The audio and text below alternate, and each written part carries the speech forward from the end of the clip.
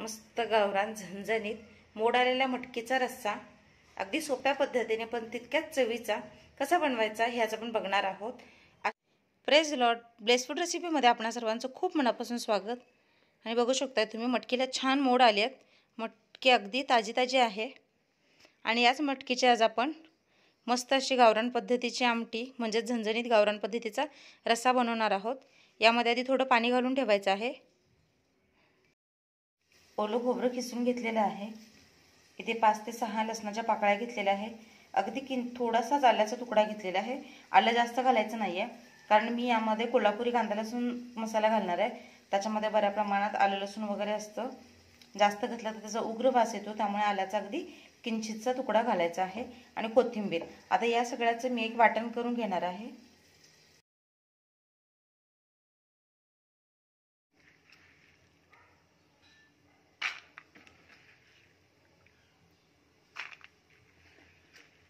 तर ही मटकी मी पाण्यातून काढून घेते।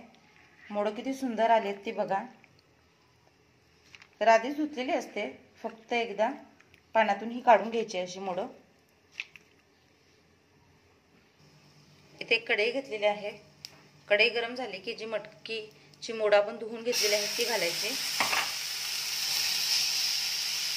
आणि हे असे वाफवून घ्यायचे आहेत एक अर्धा मिनिट ते 1 मिनिट। हे बघा मटकी छान उकडून निघते। मटकीची मोडं शिजवून घेतात, पण इतका वेळ घालवण्याची काही गरज नाहीये। मटकी स्वच्छ धुवून तुम्ही थोडासा त्याला ओलसरपणा असतो तेव्हा अशी वाफवून घेतलीत म्हणजे झाकून ठेवलीत की छान वाफवली जाते।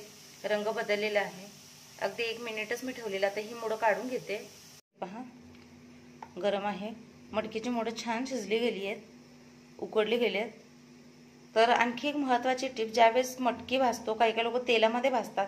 तेलामध्ये जर मटकी भाजली तर त्याला थोडासा असा कुरकुरीतपणा येतो, कडकपणा येतो, मऊपणा राहत नाही। त्यामुळे शक्यतो ज्यावेळेस आपण आमटी वगैरे बनवतो किंवा मस्त असा रस्सा बनवतो किंवा रस्सा भाजी बनवतो त्यावेळेस शक्यतो अशी मटकीची मोडं वाफवून घ्यायची आहेत।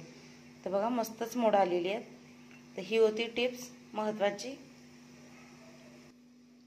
एक कांदा बारीक चिरून घेतलेला आहे, टोमॅटो बारीक चिरून घेतलेला आहे। इथे आपलं वाटण देखील छान तयार झालेलं आहे। आता याच कढईमध्ये मी 2 ते 3 चमचे तेल घालते।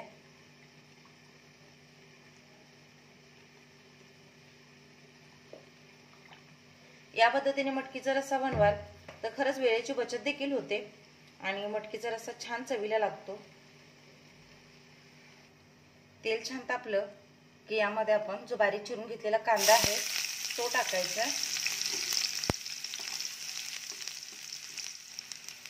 कांद्यात चिमटभर मीठ टाकावं, त्यामुळे कांदा पटकन भाजला जातो, अजिबात वेळ लागत नाही। कांद्याचा रंग बदलेपर्यंत छान भाजून घेऊया। कांद्याचा रंग बदललाय, कांदा भाजला की यामध्ये टाकूया टोमॅटो।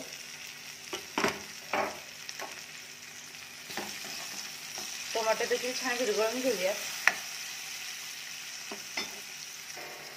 टोमॅटो टाकून झाकून ठेवायचं म्हणजे पटकन टोमॅटो विरघळतो, पटकन शिजतो। हे पहा थोड्याच वेळात टोमॅटो छान शिजलेला आहे, मऊसूत झालेला आहे।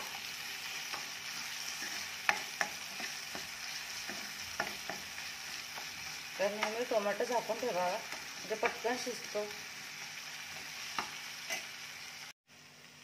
यामध्ये अगदी किंचितची हळद टाकायची आणि सोबत मी 2 चमचे कोल्हापुरी कांदा लसूण चटणी म्हणजेच कोल्हापुरी मसाला टाकते। तेलात छान परतून घेऊया।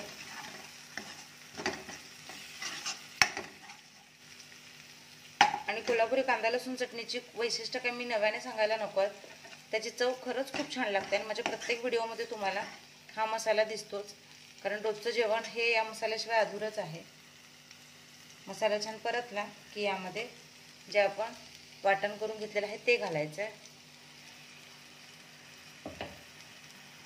सगळं वाटण घालून छान मिक्स करायचं आहे। इथे आपण खोबरं भाजून घेतलेलं नाहीये, कच्चं घेतलं, त्यामुळे आधी हे छान तेल सुटेपर्यंत भाजून घ्यायचं आहे।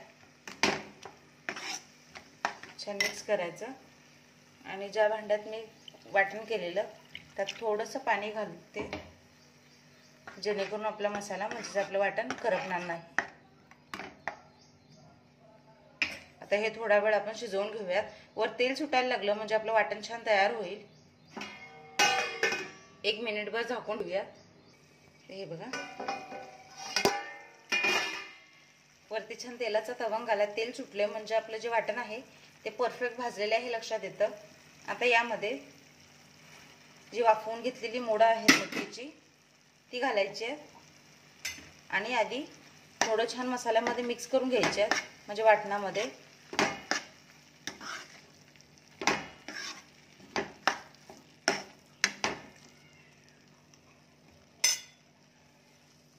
तर यामध्ये लागेल तसं पाणी घालायचं आहे.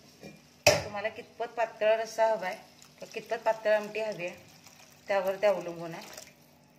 तर इथे मी दाटसर अशी आमटी बनवते. ते हे सगळं आधी छान मिक्स करून घ्यायचं आहे. ते बघा, दाटसर असा रस्सा. तर मोडा आपली वाफवून घेतलेले आहेत, वाटण देखील छान भाजले. यामध्ये चवीनुसार मीठ टाकायचं. तर मीठ टाकून हे छान शिजवून घेऊयात.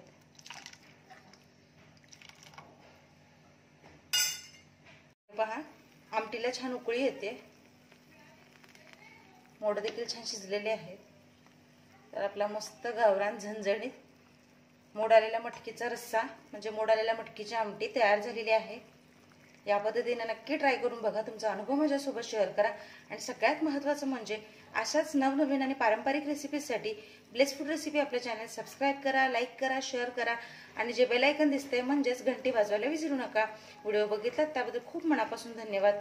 एकदा या पद्धतीने रस्सा नक्की ट्राय करून बघा. भेटूया पुढच्या व्हिडिओमध्ये.